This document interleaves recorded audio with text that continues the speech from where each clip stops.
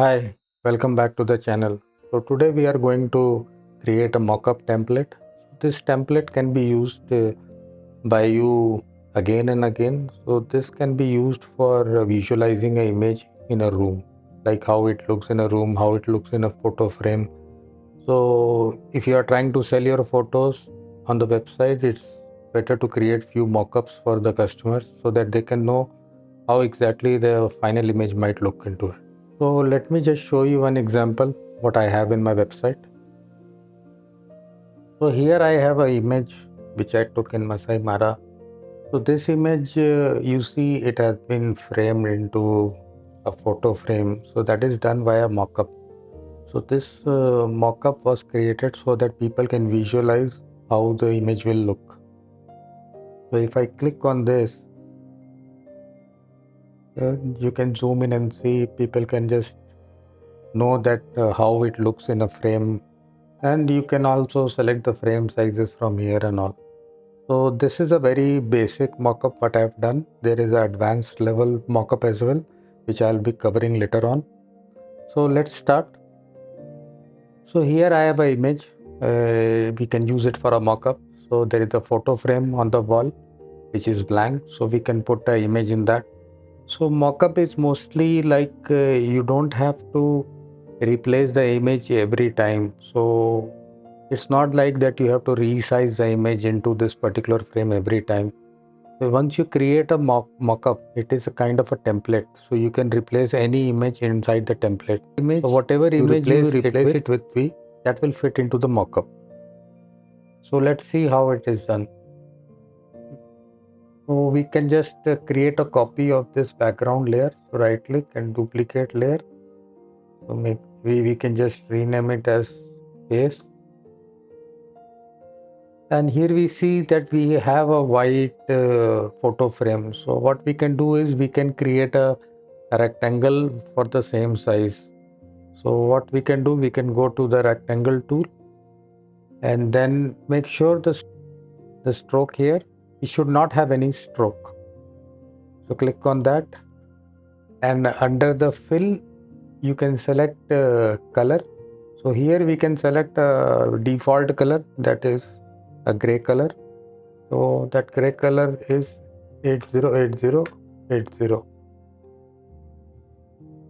and you click on OK. So you can create a rectangle like this, and then you can drag the borders so it just fits inside the frame.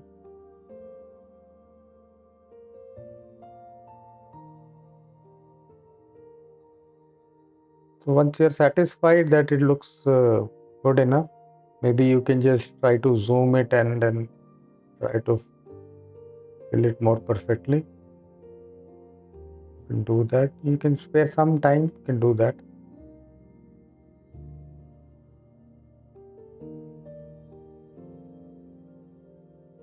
And this one looks good. So once your rectangle is created, you can hit on enter. You can right click on the rectangle here, what you created, and then convert this to smart object. So as soon as you convert this to a smart object, you can it is a replaceable item. So let me show how you can do it. You can just double click on that, on the rectangle. There is a one more smaller rectangle in that.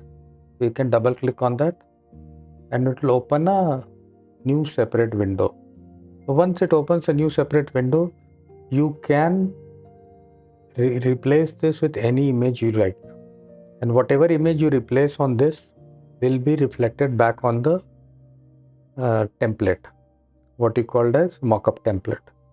So let me just open up an image and we can just try to replace that.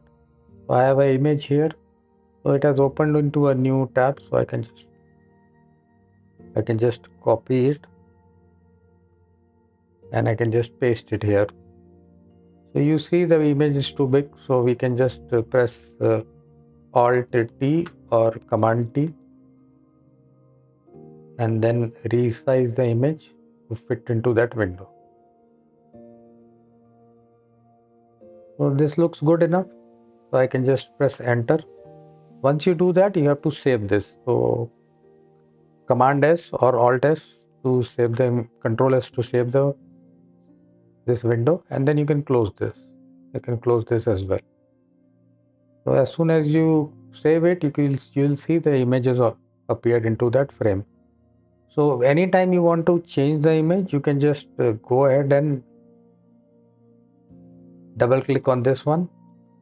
It will open a new window, and then you can go ahead and replace it with any other image. That's how you create a mockup.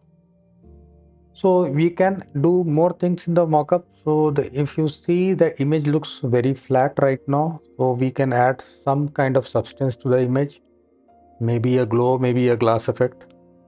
So let me try to just see if we can add any glass effect to it. So what you want to do here is you want to go ahead and create a new layer, and then once the layer is created, you can go ahead and create one more rectangle on top of that.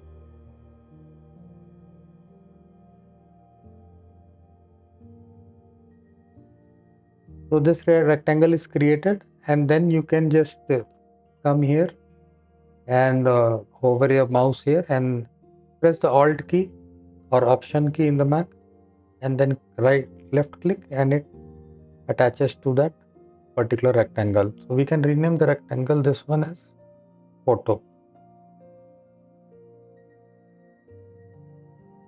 and we can make it as an effect. So what you can do here is you can just double click on this layer, and it will open up a layer style, and then you can just click on the bevel and emboss, and from here you have a lot of options you can use. So I can try to use the option of maybe 240 here, and make sure size is maybe 27. I'll just soften it a bit, and then shadow mode, make sure it is linear dodge and the background is white. So if it is not for you, then you can just pause your video here and then do it. Same thing we can do it with the inner shadow. So inner shadow, you select linear dodge from here, color as white, and then opacity you can play with it however you want it, but I'll keep it at like 13.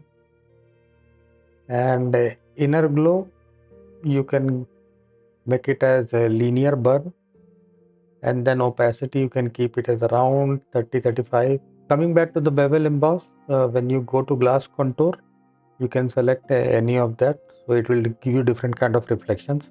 So I just select this rolling slope in that because I like that one. So this is done, and then you can just maybe increase the size of this so that it can fit properly. So once it fits properly, you see only the press enter. You see only the gray window here. So in order to do that, so that you can see the image, you can just select the newly created rectangle, that is the effects rectangle, and then click on overlay. And if you see, now it has some kind of a glass effect, and you can double click on the effect and change it. So right now the light is coming from left to the right, so you can use this angle tool for shading from left to right.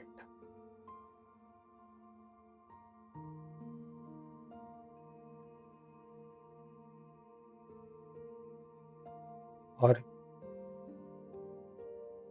yeah, so you can use this angle tool to direct the light wherever the light is falling on from. So from the table itself, you can see the light is coming from left to right. And after this, you can go ahead and save this image as. So here it will save the image as PSD. So let me just make a copy of the images, mockup.psd. You have to save this image as PSDT, not PSD. T as in template. so that whenever you open an image, will open as a template. So let me just save it. I can just try to save it as PSDT.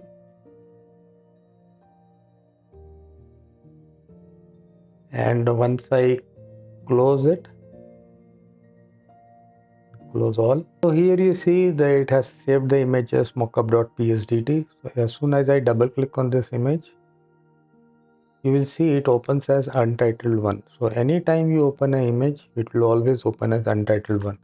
So if I double click on it again, it will open another image untitled 2.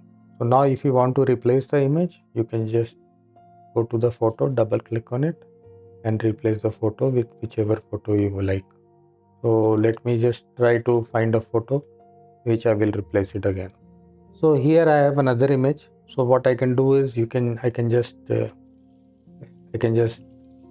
copy this image over to that particular tab.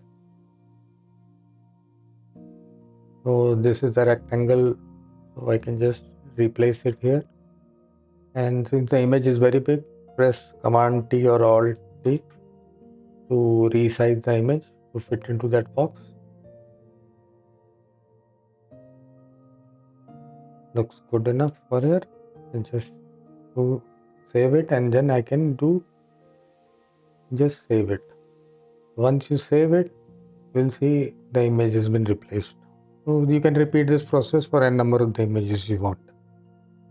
So that's all for today. So let me know what you think about this process. Please like and subscribe and comment if you have any questions down below. And thank you for watching.